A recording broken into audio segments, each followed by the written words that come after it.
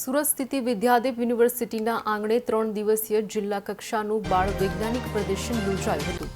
ટકાઉ ભવિષ્ય માટે વિજ્ઞાન અને ટેકનોલોજી પર આધારિત 3 દિવસીય પ્રદર્શન યોજાયું હતું। આ પ્રદર્શનનો ઉદ્દેશ્ય નવીનતમ વિચારો અને શોધોને પ્રોત્સાહન આપવો અને વિદ્યાર્થીઓમાં વૈજ્ઞાનિક મનોવૃત્તિ વિકસાવવાનો હતો।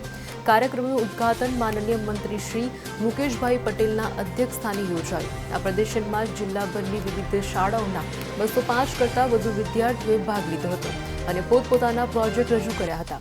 પ્રદર્શનમાં કૃષિ, પર્યાવરણ સંરક્ષણ, નવીનીકરણ, ઉર્જા સ્ત્રોતો, રોબોટિક અને આરોગ્ય વિકાસને લઈને વિવિધ ક્ષેત્રોના પ્રોજેક્ટ રજૂ કરવામાં આવ્યા હતા।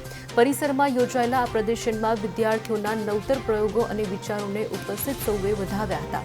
વિજેતાઓને સમારોહમાં પ્રમાણપત્ર અને પારિતોષિક પણ અપાયા હતા।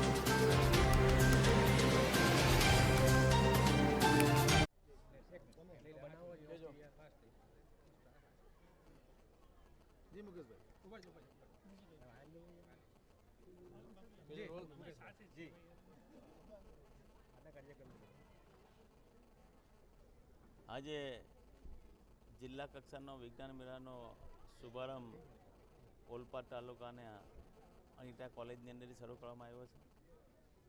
તાલુકા કક્ષાના વિજ્ઞાન મેળા યોજ્યા બાદ જિલ્લા કક્ષાના વિજ્ઞાન મેળાનું આજે 200થી 205થી વધુ અલગ અલગ કૃતિઓ મૂકવામાં આવી છે પ્રદર્શનની અંદર।